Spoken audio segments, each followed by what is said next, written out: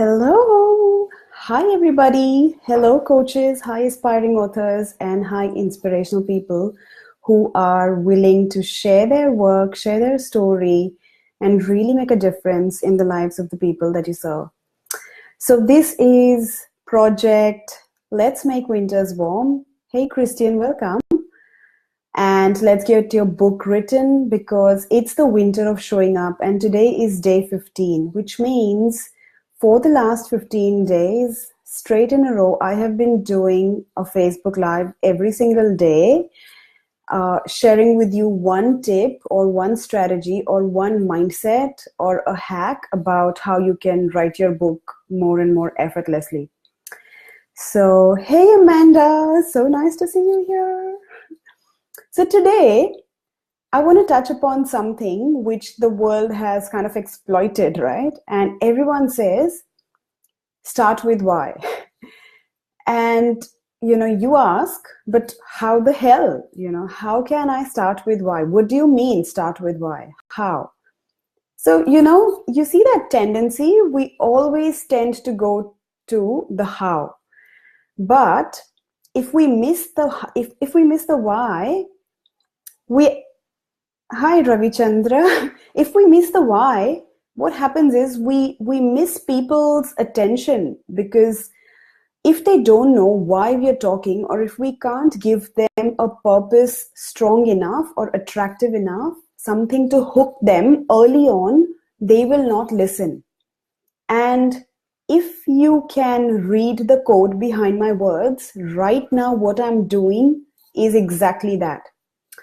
So I'm telling you why you must start with why. Hey, Franca. Nice to have you. So, why is it important to start with why? Have you had a conversation with, think of, let's think something creative, right? So imagine you're having a conversation with an interior designer, right? And would they get what, if you're hiring an interior designer to decorate your house, to beautify your house, and if you just tell them, look, I want 5 paintings in my house, and I want chinaware, and I want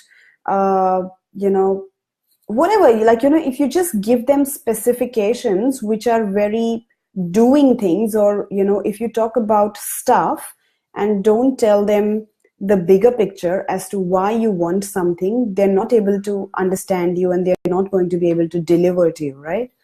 Let's cut it down to a very simple example. Let's imagine I'm teaching you how to make authentic Indian chai. Okay, now to make Indian chai, yes, you need certain ingredients, but I would say to make the most authentic and the most commonly used, made version of chai, as it's done in India, you need fresh ginger, right? And hi, Guy. And why is it really important that you have the ginger? Because fresh ginger serves multiple purposes. Fresh ginger brings not only the good health. Hey, wow. Okay, Amanda, we're going to talk separately about the chai. It's just going to be a short example. Because fresh ginger, brings the flavor of peppermint. It gives you inner heat, which your body needs on a day-to-day basis, whether it's winter or summer, actually more so in winter. And, yes, it's a real healthy herb, it makes you strong. It brings so many nutrients to your body, and it just makes your chai so much more delicious. So what I'm doing is I'm actually catching your attention. Anyways, without dragging this further, I want to share with you some 5 or 6 tools as to how you can talk about the why, right? So hope that's important. That's going to be useful. The first tool that you can use to express your purpose or your why is a quote, right? It can be a quote from anyone. So I'm actually going to show you an example from my own book, right? Here. So this is one of the chapters of my book, Good Day, My Name's Fear, The Friend You Never Knew. And it begins with the quote by Jack Canfield, everything you want is on the other side of fear. So can you see, by using a quote, I have actually already conveyed the purpose of this chapter. So by using a quote, I have actually told you why it's important for you to read this chapter. Because yes, the chapter title says I'm going to talk about fear, but it's really important because everything you want is on the other side of fear. So I have kind of sold you on my idea. Yeah, there you go. So it's really important to talk about the why, because through the why, you're doing the selling. The why is the selling. So quotes. So, if you have an appropriate quote which conveys the message or which hooks people's attention, then that's a way of doing the why frame. Whether you're writing a book, whether you're creating an online course, whether you're doing a video like I am, whether you're just trying to present an idea even to your colleague, to your boss, any conversation, trust me, this code works. So a quote. The other tool is to present a contrast, right? Now, I talked about the chai example earlier, and I'm going to present you with a contrast. So, and I have, oh my God, I have felt this contrast many times in my life. Have you ever had a chai which was as flat as flavorless, and you thought it was going to bring a beautiful aroma of at least cinnamon, if not, the authentic Indian style ginger, right?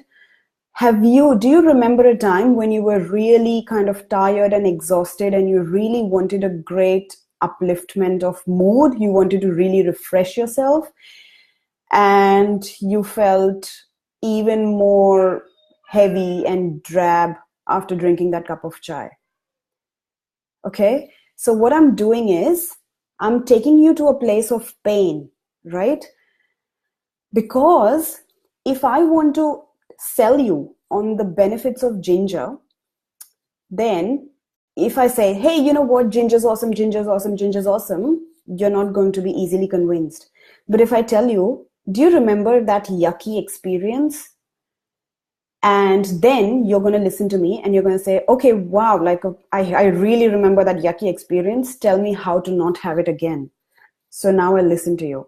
So a contrast. So 2 tools discussed so far. Start with a quote or present a contrast.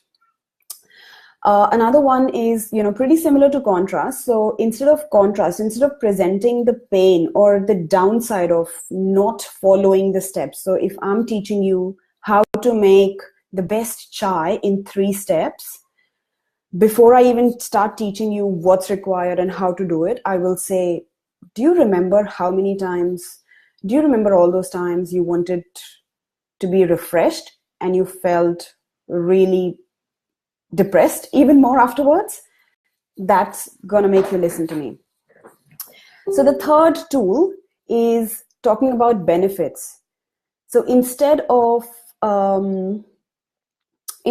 contrast, instead of going to the pain side of things, what you're going to do is you're going to go to the pleasure side of things and you're going to say, okay, how does it make you feel when you were really looking for some refreshment and you get a cup of tea, a cup of wholesome goodness, which has the flavors of peppermint, ginger, and even a bit of cardamom and cinnamon. If you could get all those flavors packed into your cup of tea, how would that feel? How would that make you feel? So what I've done is I've actually really seduced you, using benefits.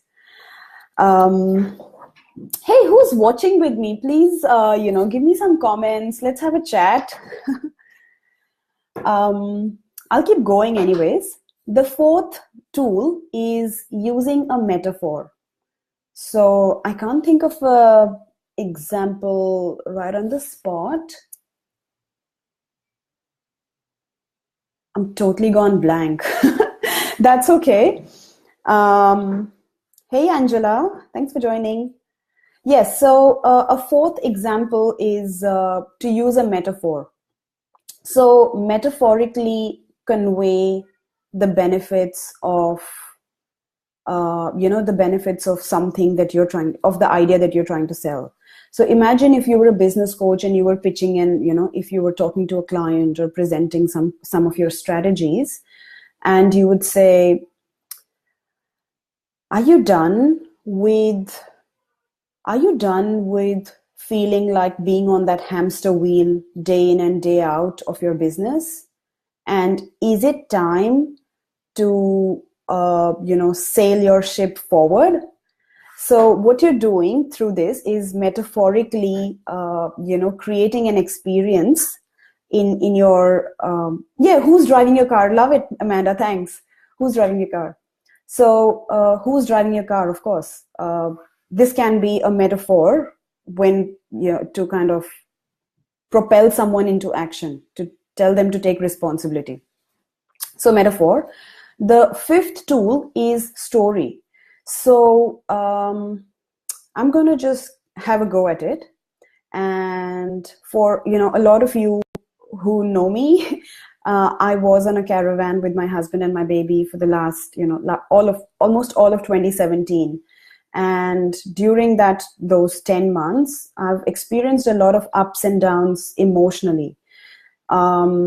So I particularly remember this one day when I was so depressed. I wasn't able to feel the love for my baby, who was hardly 18 months old. Like, she was the purest form of love. And all she knew was to give back love in return. Even though I would get frustrated, I would, sometimes scream or just, just get frustrated at her. And the very next moment, I knew she just wanted to hug me and love me and cuddle me, because for her, anything that I gave her was love. So this is me. Of course, I could have taken this story in any direction I want. My whole journey and my experience about being on the caravan last year has been learning lots of lessons on how to systemize your business. And that's what I teach my clients. That's what, has become my passion, because that has been my learning the hard way. So did you feel when I was authentically sharing my story, it actually hooked people to, it hooked you as well, because I was just being so vulnerable and so open, and you were wanting to hear where this is going. You were like, okay, what happened then? Did you finally love your daughter? So yes, just giving you the climax of the story, my dilemma was this little child who I really love, who I deeply love, she's my world, but she stuck to me so much that I would not get a single minute to make any progress happen in my business. And I was so torn. So that was the whole cause of there was a big dilemma, big depression.